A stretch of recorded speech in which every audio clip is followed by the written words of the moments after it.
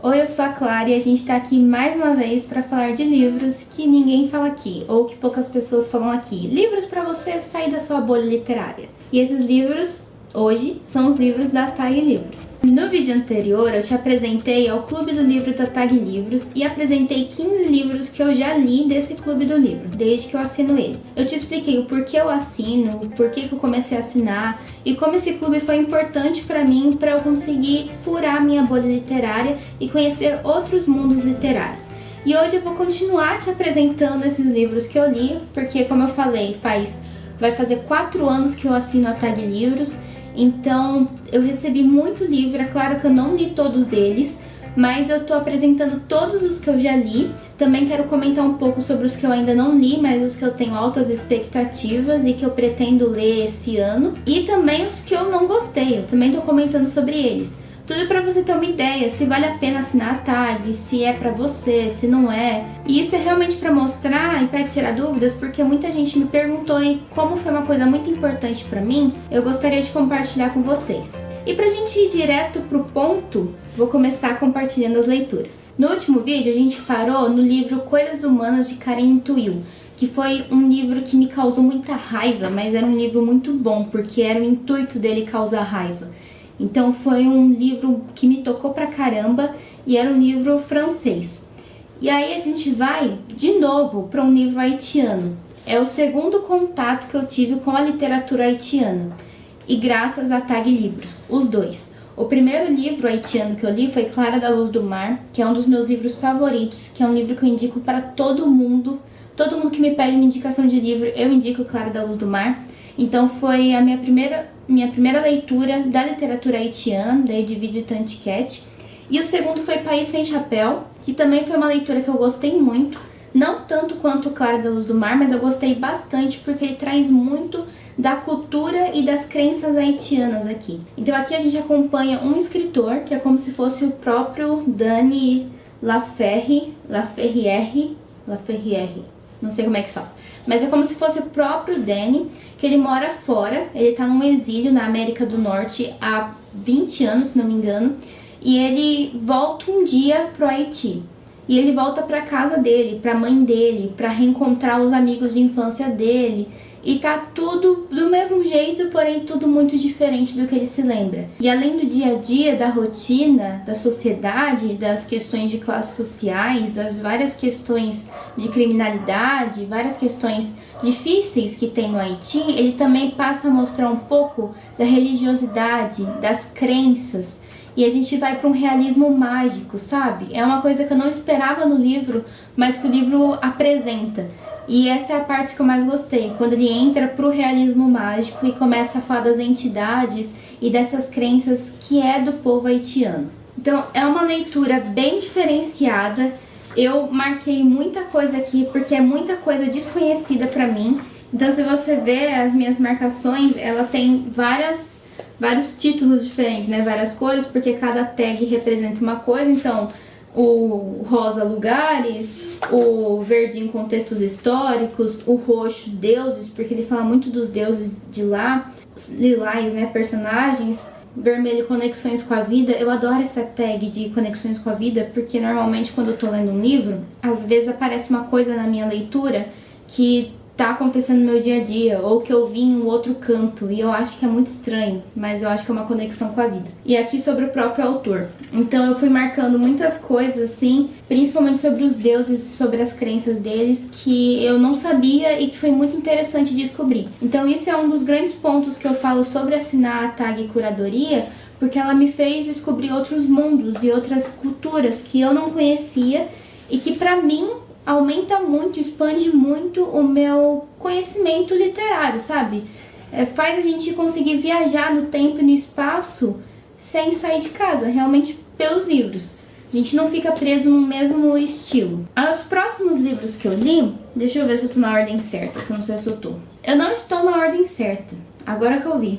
Eu falei desse daqui primeiro, mas na verdade quem veio primeiro foi Como Ficar Podre de Rico na Ásia Emergente. Esse livro eu não gostei tanto dele. Eu queria ter gostado mais, mas eu não gostei tanto.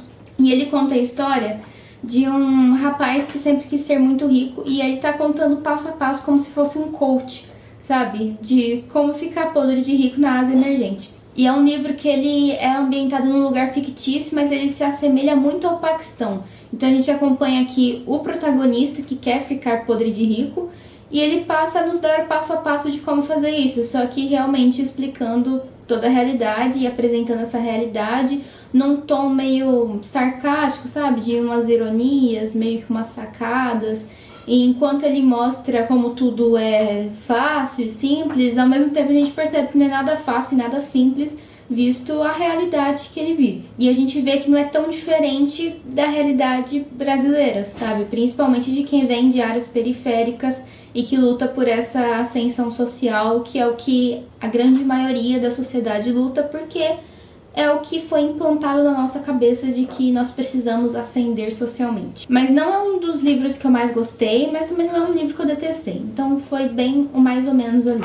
Depois dessa leitura veio um outro livro que eu não gostei quando eu li. Assim, teve momentos que eu gostei, teve momentos que eu não gostei, porque eu não gostei da protagonista, só que eu gostei muito da história por trás, que foi Lar em Chamas, de Camille Chance.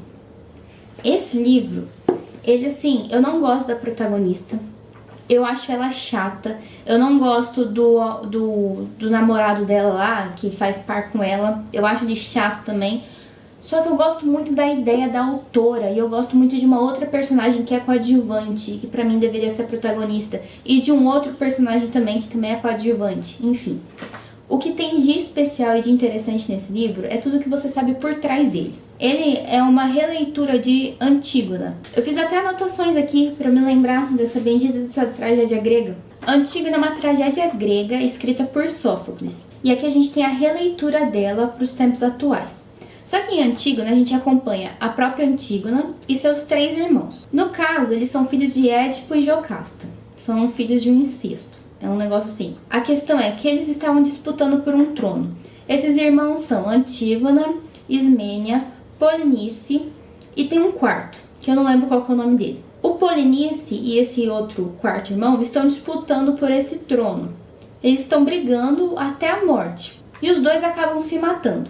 A questão é que um tio desses irmãos, chamado Creonte, acaba assumindo o trono e ele dá glórias e honras e um enterro, um velório justo para um dos irmãos e não dá pro Polinice. Simplesmente larga o corpo do Polinice lá às moscas, literalmente. A Antígona se revolta com isso e exige que o Creonte enterre o irmão dele, que é o mínimo que ele pode fazer. O Creonte, que é seu tio, mas também seu futuro sogro, já que ele é pai do noivo da Antígona, que é o Aemon, ele diz que não. E simplesmente larga o corpo do sobrinho lá, simplesmente porque ele não gostava do sobrinho. E dane-se, ele é o rei, ele faz o que ele quer. A Antígona se revolta e vai até lá e tenta arrastar o corpo do irmão, tenta fazer um plano para levar o corpo do irmão e enterrar ele por conta própria. O Creonte, sabendo disso, não gosta das atitudes dela e manda enterrar ela de ponta cabeça. Ismênia, que é a irmã mais velha da Antígona e do Polinice, ela tenta se colocar no lugar da irmã e fala: não, me leva, me mata no lugar da minha irmã. O Creonte não aceita e resolve enterrar a Antígona de ponta cabeça. O filho dele, que seria o noivo da Antígona, pede pelo amor de Deus para ele não fazer isso, ele não aceita também, enfim. A Antígona morre enterrada de ponta cabeça, tentando simplesmente enterrar o irmão dela e dar uma dignidade pro irmão na hora da morte.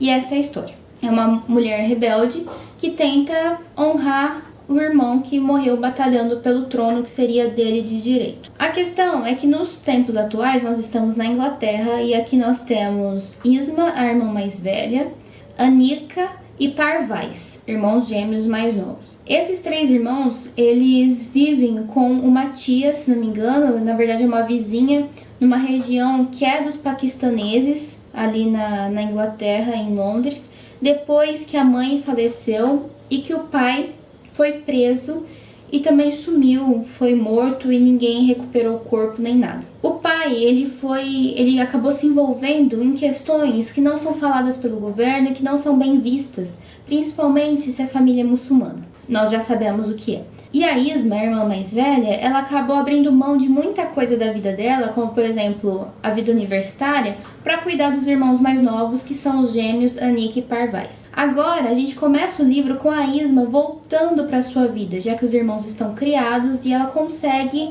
voltar para o seu doutorado e seguir a vida acadêmica que ela sempre quis. Só que é com esse início, com a Isma voltando para sua vida, deixando o papel de mãe que ela foi forçada a assumir, que a história vai ter toda uma reviravolta. Não por conta dela em si, mas também por conta dela. Porque ela encontra uma pessoa do passado e do futuro deles. Essa pessoa, a Isma reconhece logo de cara, só que ele não sabe de nada disso.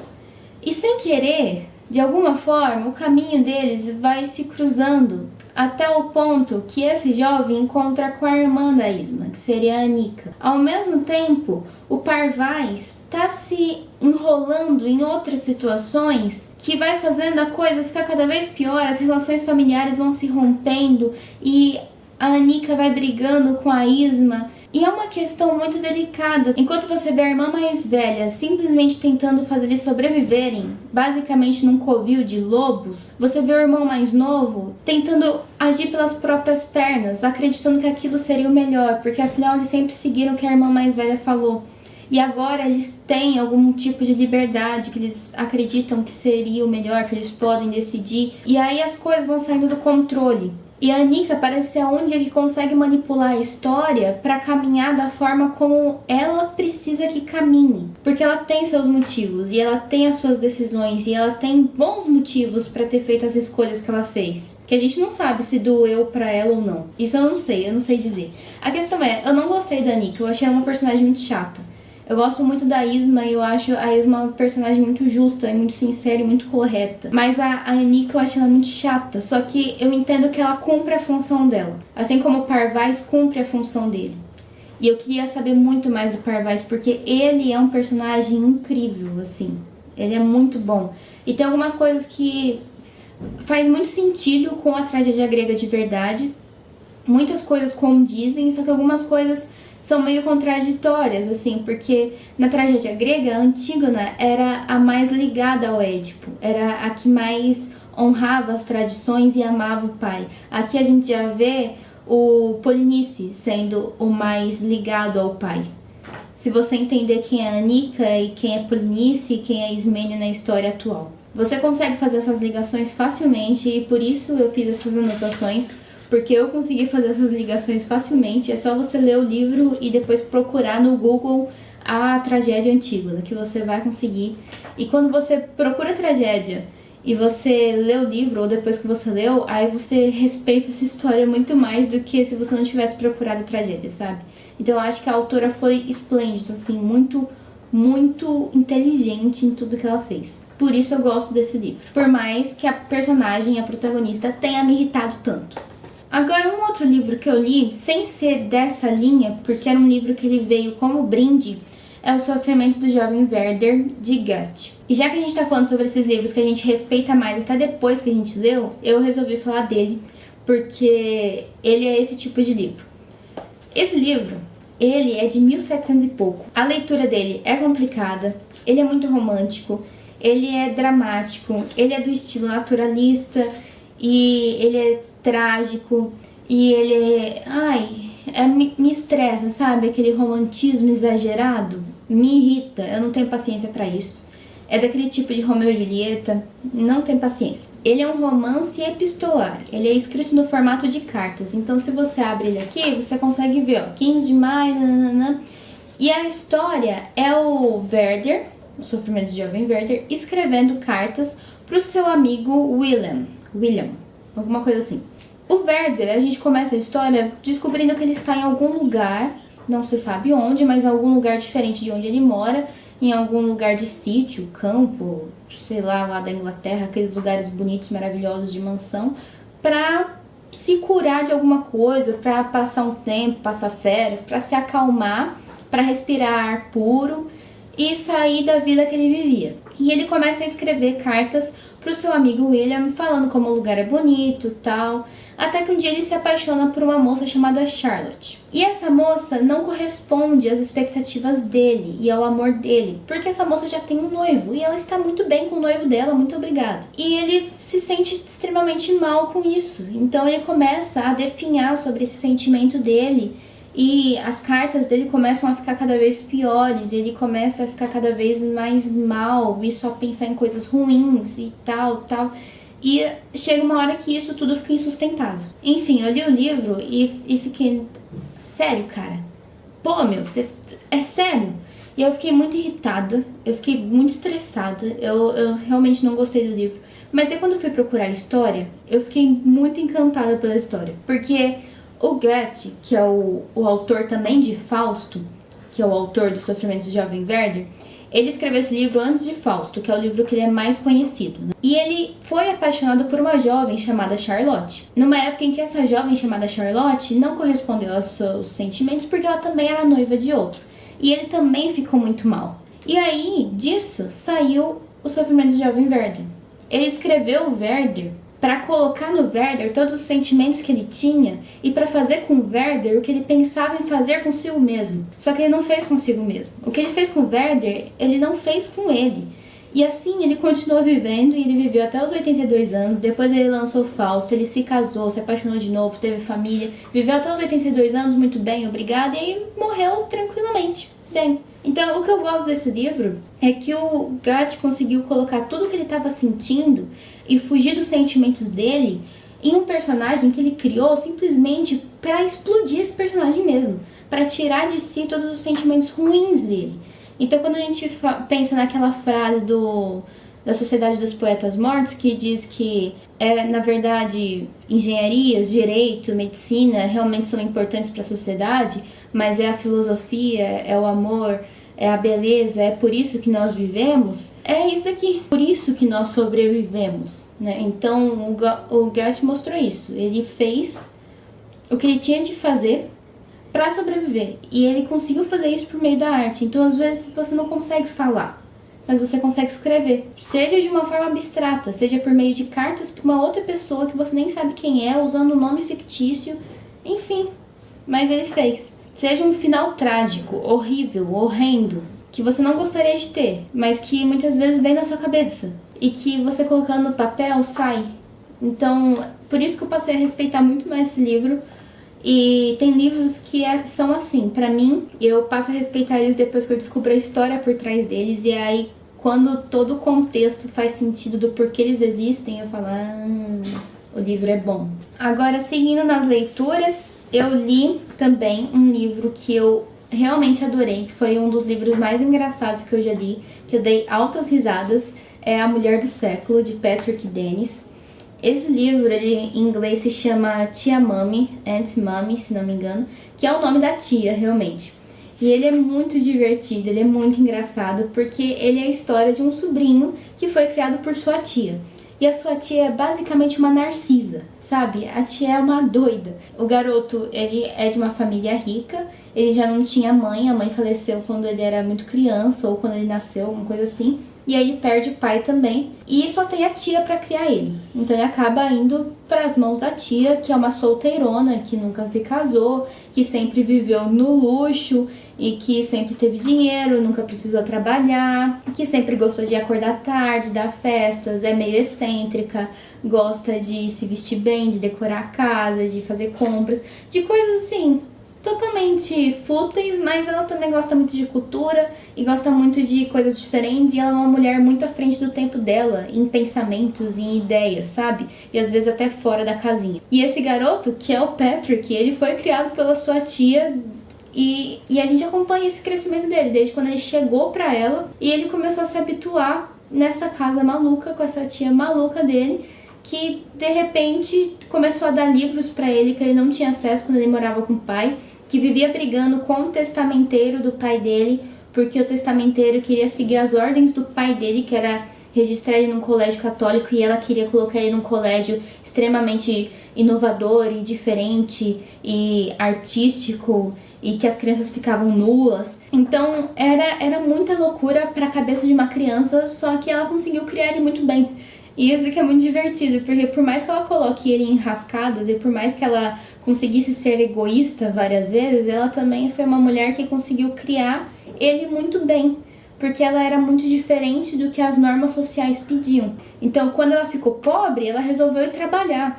E mesmo que tudo desse errado, ela voltava e ia trabalhar. Então, mesmo que ela fosse uma dondoca, ela também conseguia colocar a cara a tapa muitas vezes. E tudo isso era muito divertido, ela era uma mulher muito divertida. Eu adorei ler esse livro e eu pensei na Narcisa durante todo o tempo que eu li esse livro. Se eu pudesse indicar um livro pra Narcisa, eu indicaria esse livro aqui. Espero que a Narcisa assista o meu vídeo e saiba que eu indico esse livro pra ela, porque ela parece muito com a Tia Mami. E a Tia Mami é maravilhosa, então é um elogio pra Narcisa. O próximo livro que eu li foi um livro nacional, que foi o primeiro contato que eu tive com as obras da Socorro Racioli, e foi Oração para Desaparecer. Normalmente as pessoas começam pela Cabeça do Santo, né, que eu também quero ler, eu ainda não li, mas Oração para Desaparecer foi o primeiro que eu tive contato, e foi uma leitura muito boa, muito agradável, ela é muito rapidinha de ler.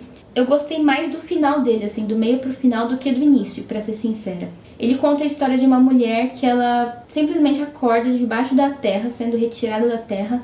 Ela tá nua, com a cabeça toda raspada, e ela acorda em Portugal, só que ela é brasileira. Começam a explicar pra ela, as pessoas que tiraram ela da terra, começam a explicar pra ela que ela é uma ressurrecta, que ela é uma pessoa que basicamente morreu e renasceu em outro lugar. Então ela morreu em um canto e renasceu em outro. E ninguém sabe exatamente por que isso acontece, mas uma família lá de Portugal é responsável por fazer esses ressurrectos voltarem, relembrarem quem eles são e seguir a vida deles. Só que ela não lembra de jeito nenhum quem ela não consegue lembrar das origens dela, então ela resolve reconstruir a vida dela. E grande parte do livro também é narrada por um detetive, né, por uma pessoa que normalmente faz as pessoas mudarem de identidade ou apagarem a sua identidade antiga. E nesse caso ele tá com um serviço de construir uma identidade nova para ela. Que ela conhece uma pessoa, ela se apaixona, eles querem se casar. Então eles estão construindo uma identidade para ela, já que ela não lembra quem ela é. Até que as memórias dela começam a voltar de certa forma e ela se lembra que ela é do Brasil. E aí é quando chega essa parte do Brasil que eu realmente gostei da história, sabe? É a parte que eu mais gostei, porque ela vem pra cá, é quando coisas diferentes começam a acontecer, é quando a cultura local começa a ser mostrada, principalmente da região de onde ela veio, é quando cultura indígena começa a aparecer, é quando fatos históricos começam a surgir, e isso é muito interessante. E tem um fato histórico aqui, que é o desaparecimento de uma igrejinha por conta de uma tempestade de areia, se não me engano, que eu acho que é um fato real, que eu até fiquei de procurar e depois eu esqueci. Mas essa parte me pegou demais, é uma parte que eu gostei muito. Então é um livro tão curtinho, mas é um livro que tem muita cultura e tem muitas coisas que você consegue pesquisar e consegue entrar e consegue descobrir. Então ela começa, e eu achei muito interessante isso, porque ela começa em Portugal e volta pro Brasil, apesar dela ter vindo pro Brasil. Então parece que faz o caminho do descobrimento, sabe? Só que na verdade o Brasil já tinha sido descoberto. Então, aquela mulher que veio de Portugal para o Brasil, na verdade ela já estava aqui no Brasil, e ligada aos povos indígenas.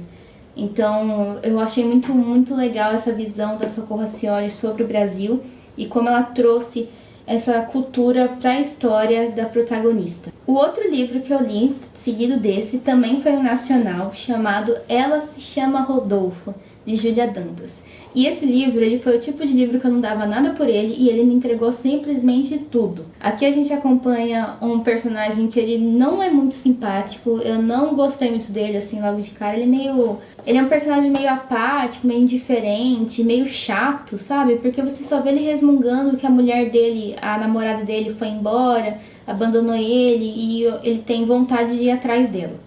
Então ele tá saindo do apartamento que ele vivia com ela, ele tá procurando um apartamento novo, e a ideia dele é alugar um apartamento novo e pouco tempo depois juntar dinheiro e ir atrás dela pra onde ela foi, que ela foi pra um retiro espiritual, fugindo dele basicamente. Ela não quer mais nada com ele, mas ele insiste que ele vai atrás dela e vai refazer tudo e vai consertar tudo. Só que nesse caso, o Murilo acaba alugando um apartamento por meio de terceiros, não são nem os donos reais do apartamento. E quando ele entra nesse apartamento, ele encontra uma tartaruga aquática no apartamento. dentro do banheiro. E aí ele fica perdido, assim, de quem é essa tartaruga? O que eu faço? E ele começa a tentar contato com a dona do apartamento. Ele só consegue contato por e-mail. E ele descobre que ela tá aparentemente em uma viagem. E ela diz que foi impossível levar a Rodolfo, que seria a tartaruga. Foi triste deixar ela, mas eu tenho informações de pessoas com quem você pode deixar ela. E nessa, ela acaba passando vários endereços e localizações para onde ele pode levar Rodolfo. Só que sempre que ele leva, ninguém pode ficar com o Rodolfo. Então ele fica indo e voltando com aquela tartaruga. E ele vai se afeiçoando de alguma forma à tartaruga, que também é uma personagem importante da história, apesar de não falar. O livro ele tem poucos personagens. Ele tem basicamente o Murilo, a Rodolfo, a irmã do Murilo, a dona da Rodolfo, e tem um quinto personagem que é a amiga da dona da Rodolfo. E você vai descobrindo sobre o Murilo, sobre esse protagonista, conforme você também vai descobrindo sobre a dona da Rodolfo, que ambos são um mistério. E o Murilo acaba se tornando um pouco mais humano conforme você vai conhecendo ele, graças a essas conversas por e-mail que ele tem com essa pessoa desconhecida. Ou seja, tudo graças a Rodolfo. E é só graças a essa tartaruguinha que a gente consegue chegar numa história assim humana, realmente, sabe? Numa história que é tocante. Eu gostei muito da forma como a história se desenvolveu, como a gente vê a evolução do protagonista, porque é um protagonista que tem evolução, que eu não esperava que tivesse, mas ele tem evolução, e que ele mostra que às vezes ele só é, sabe, uma pessoa. Às vezes só precisa de alguém pra mostrar um caminho diferente pra ele. Um caminho de para de olhar só pra cá, sabe? Olha ao redor também. E eu gosto muito da relação que foi construída entre esses poucos personagens e como isso se desenvolveu. Então é uma história bem bonita, assim, com pouca coisa. Com pouca coisa se fez muito. E se fala de coisas bem tocantes, sérias e de forma bem delicada. Antes de eu seguir para os outros 2 livros que eu li, que esses livros já são de 2024, porque esses livros anteriores que eu tava falando eram de 2023, então tem alguns de 2023 que eu ainda não li, tanto alguns de 2022. De 2022 acho que tem 2 ou 3 livros que eu não li, e de 2023 também tem alguns que eu não li, e de 2024 tem mais outros que eu não li. Mas antes de falar dos de 2024 que eu li, eu quero falar de um box que eu recebi, que ele é maravilhoso, que é esse box Nada Anônimas. Esse box ele veio como um presente da TAG por eu ter renovado a minha assinatura no final do ano. E ele é lindo, ele foi a renovação de 2023 para 2024, se não me engano. E ele veio com 5 livros de autoras que às vezes são desconhecidas do público ou que são pouco faladas. E eu realmente não conhecia nenhuma dessas autoras, nunca tinha ouvido falar delas. E foi graças a esse box que eu conheci Júlia Lopes de Almeida, que é uma autora que eu li Memórias de Marta dela e que eu adorei. Eu já falei de Memórias de Marta aqui num outro vídeo e que agora eu tenho que ler A Falência. E nesse box aqui, ainda faltam todos pra eu ler, né? Eu só li Terra Delas até o momento. E foi graças a esse box também que eu conheci a Charlotte Perkins Gilman. E é sobre ela que eu quero falar. Charlotte Perkins Gilman, que é uma mulher complexa, complicada, estranha. Em Terra Delas, nós acompanhamos É difícil de falar, mas existe um lugar como se fosse a Terra das Mulheres Maravilhas, sabe? As Amazonas, onde não existem homens, onde só existem mulheres. E essas mulheres, elas vivem muito bem, obrigadas sozinhas, lá no meio dessa... como se fosse um vale. Só que existem 3 personagens aqui, homens, é óbvio, jovens, que de repente querem chegar até esse lugar e eles resolvem pegar um aviãozinho, porque eles são ricos e snobs e fúteis e não tem mais nada pra fazer da vida, e voar por cima desse vale pra tentar chegar até lá, porque eles acreditam que vai ser o paraíso chegar onde só tem mulher. E eles também duvidam que isso seja verdade, então eles querem descobrir. Eles acabam fazendo isso, eles conseguem chegar lá, só que eles caem e essas mulheres acabam pegando eles assim e colocando eles num canto para estudar eles e ao mesmo tempo educar eles de certa forma, ensinar coisas para eles e ao mesmo tempo tentar aprender com eles sobre a civilização fora de onde elas vivem. E é interessante algumas coisas que acontecem, é interessante a forma como essas mulheres tratam esses homens, que não é uma coisa de nós vamos te matar, ou nós vamos nos aproveitar de vocês, ou nós vamos Não é nada disso, é totalmente diferente do que eles esperavam, né? Não é nada do que eles esperavam e não é nada do que a gente esperava, mas é uma forma muito amistosa e ao mesmo tempo muito justa de tudo que elas fazem. Só que ao mesmo tempo me irritou um pouco a forma como ela apresenta que as personagens, as mulheres, elas nem sempre são personagens, né? Aqui os protagonistas são os homens. As mulheres, elas são aquelas mulheres, as mulheres que vivem lá na civilização das mulheres. E elas me parecem, assim, todas muito iguais, todas muito comuns e todas muito... são elas. Então, o que é interessante aqui são os homens, né? É a personalidade de um, que é o homem nojento, o babaca, o irritante, o arrogante, o que quer tudo, o que consegue tudo. O outro, que é o apaixonado, o bonzinho, o gentil. O do meio, né, que seria o nosso protagonista, que é o médio, ali, que fica entre os dois, que é o mais inteligente. E aí eles se apresentam como os verdadeiros protagonistas, é o ponto de vista deles, são eles que nos mostram esse mundo, a gente conhece esse mundo junto com eles.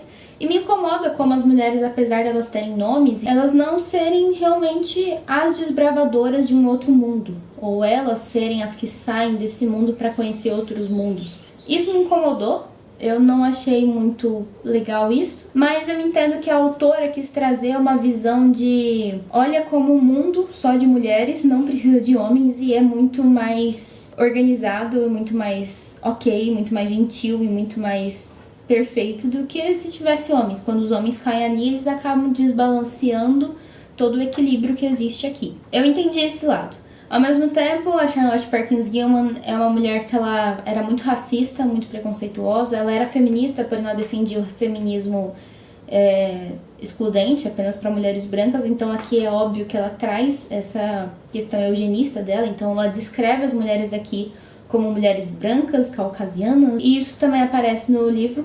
Mas uma coisa muito interessante que a Tag fez é trazer aqui no início do livro comentários, né, sobre alguém especialista, que seria aqui a Júlia Correia, que ela fez comentários sobre quem era a Charlotte Perkins Gilman, sobre esse mundo utópico, e deixa claro de que a Charlotte Perkins Gilman foi uma mulher importante para a luta das sufragistas, por exemplo, mas que também tinha várias questões como racismo. Então aqui a gente vai encontrar racismo. E esse foi o primeiro livro que eu li do box Nada Anônimas.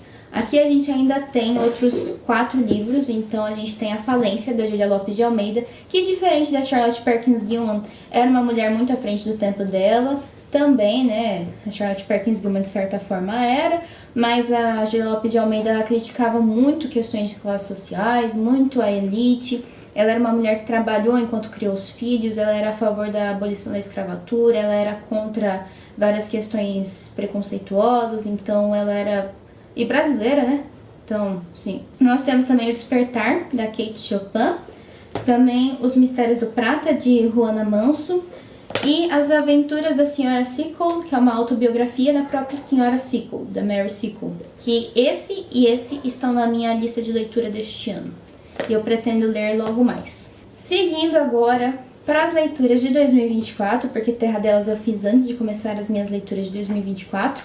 Nós temos Os Vulneráveis, de Sigrid Nunes. Esse livro ele foi um livro muito diferente de tudo que eu já li. Foi o primeiro livro em fluxo de consciência que eu já li. E ele foi muito divertido, porque a Sigrid Nunes, ela traz muitas citações e parecia que eu estava entrando na cabeça dela. E a cabeça dela funciona, assim, muito maravilhosamente bem. O que mais me cativou nesse livro, quando eu peguei nele, é que aqui na revistinha da Tag Livros, ele traz, né, com que o livro se parece. Se a gente olha aqui, tem sempre um caminhozinho, né? E aqui mostra que o livro se parece um pouco com a série Afterlife. E essa série é simplesmente a minha série favorita que existe. Essa e mais uma, que chama Maniac. Mas essa série aqui é perfeita. Eu falei, eu vou gostar. Então eu quis começar a ler logo. E esse livro ele se passa na época da pandemia, da Covid, bem na época do lockdown. Aqui a gente acompanha uma senhora que ela não tem nome, mas eu entendo que seria a própria Sigrid, já que ela é uma escritora também, que atende o pedido de uma amiga para cuidar do papagaio de uma amiga. Então, existe um papagaio, o Eureka, que mora num apartamento super chique de uma mulher que acabou ficando presa em outra cidade porque aconteceu o lockdown e ela estava viajando. E a Sigrid vai para esse apartamento, acaba se mudando para lá para ficar mais tempo com o Eureka, que é um papagaio muito bonzinho, mas muito solitário, e ela quer fazer companhia para ele, e ela passa mais tempo com ele. Isso porque a pessoa que deveria cuidar do Eureka simplesmente sumiu. Era um jovem universitário que era conhecido ali do casal que tem o Eureka, e ele desapareceu. Um dia ele foi embora e largou o Eureka lá sozinho. Só que no meio disso, a Sigrid tá vivendo muito bem, obrigada. De repente esse rapaz volta, ele tem a chave do apartamento e ele chega.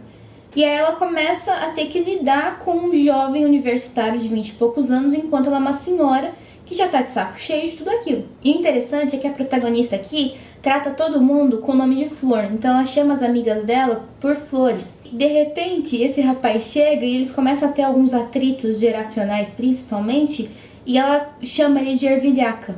E ervilhaca é o nome de uma planta daninha, então você consegue ver o tipo de relacionamento que os dois têm. Então aqui a gente vai ter tanto um conflito geracional quanto um conflito ideológico entre eles, que me lembrou algo como pais e filhos ali, mas que é muito mais a visão da Sigrid sobre ele. E ela começa a discorrer sobre várias coisas, sobre lembranças dela, começa a fazer citações, começa a trazer outros autores, outras obras que podem ser exemplos. E isso tudo é muito legal, ela traz uma bagagem muito grande para citar.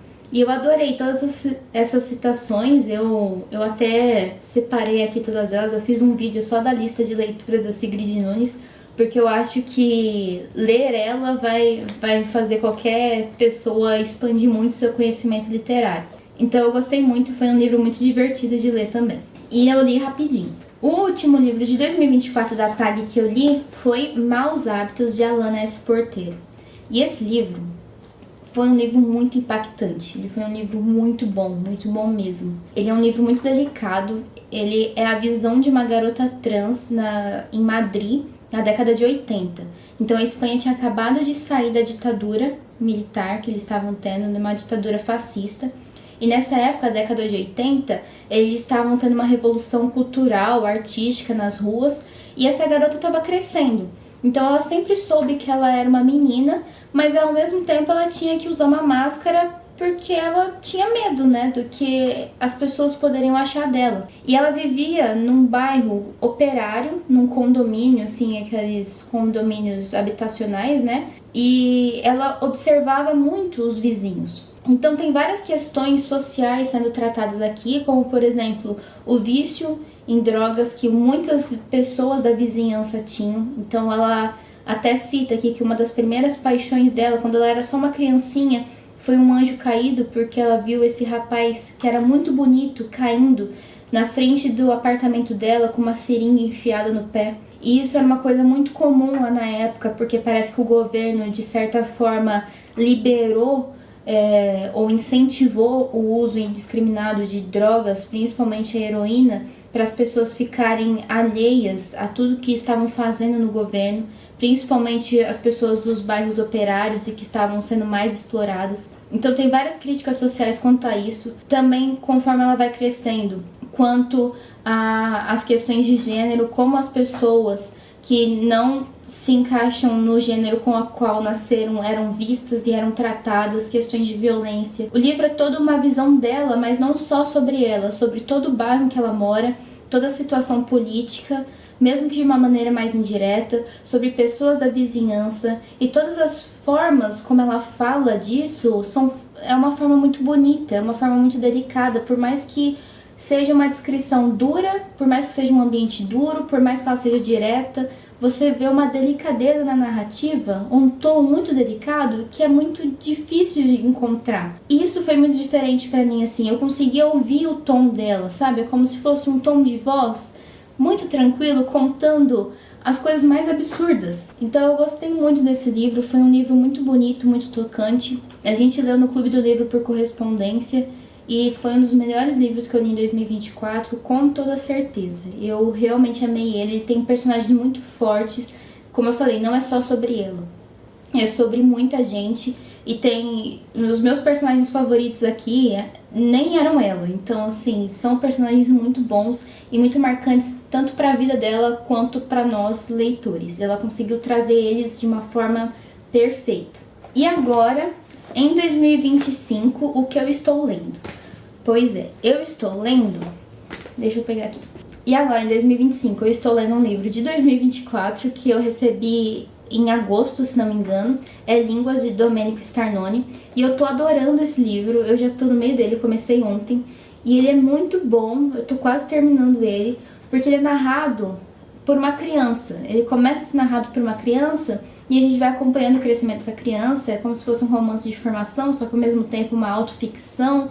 E tem toda uma questão que mistura com mitologia aqui e as ideias dessa criança, e um ambiente familiar, e um amor à primeira infância, e é tudo muito bonito, e mistura a vida, a morte, amor e luto. É uma história que eu tô gostando muito, ele é muito rápido de ler, porque ele tem capítulos muito curtinhos, então pra quem não gosta de capítulos longos, esse livro é super indicado. E eu tô adorando a forma como o autor escreve, eu tô adorando a narrativa, e é claramente um idoso narrando como ele era quando criança, e o que ele passou quando criança, e as suas aventuras com o seu melhor amigo de infância, e a sua primeira paixão, e o que aconteceu com essa garota, e como o que aconteceu com essa garota mudou ele totalmente, mesmo que ele não tenha percebido.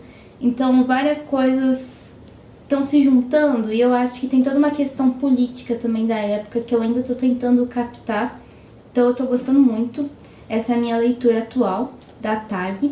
E além dela, nós temos Como Arruinar um Casamento também, que é aquilo que eu já falei, né? Nós temos a Phoebe, uma mulher que foi casada durante 10 anos, é uma professora e pesquisadora sobre romances vitorianos, principalmente Jane Eyre, e ela vê que o casamento dela acabou, o marido dela, com quem ela se dava super bem, simplesmente terminou com ela, e agora ela tá se questionando sobre toda a vida dela, e ela vai parar num hotel, vai se hospedar num hotel. Nesse hotel tá acontecendo o casamento de uma menina jovem mimada chamada Lila, e de alguma forma as duas desenvolvem uma relação de amizade, nem sei se é isso, amizade. E agora a Phoebe desistiu dos planos dela, que a gente descobre quais eram os planos dela logo no início, para seguir um pouco o fluxo do que a Lila tá querendo.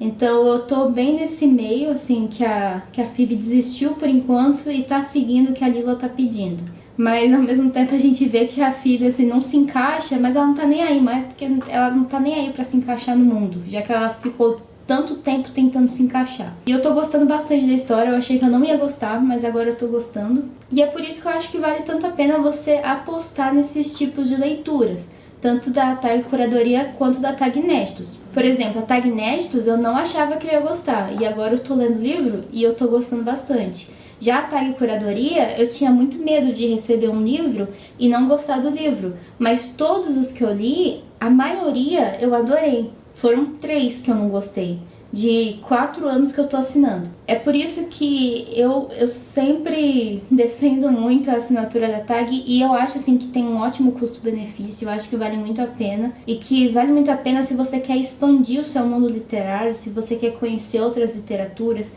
quer viajar para outros países por meio da literatura, quer conhecer outras narrativas.